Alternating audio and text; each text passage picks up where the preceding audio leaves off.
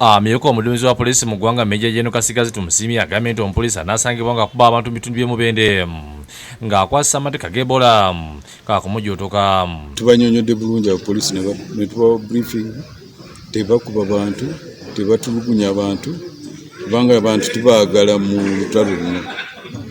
Bw'oba obaawo omu ku poliisi akoze ensobi, tujja kumukwata tumugalire, naye tukubiriza abantu namwe temumenya amateeka. Ayogedde mu Bendi yamaze ennaku bbiri nga ali mu lutalo olw'okulwanyisa obulwadde buno.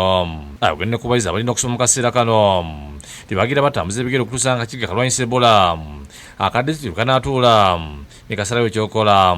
District leadership ejja kutuula tusobole okutegeeza bakama baffe kiki kye tusobola okukola, naye ku ssaawa zino abaana bajja kubanga batambuza ebigere mpola. Download the app on App Store or Google Play Store now. Vision Digital Experience, the future of media.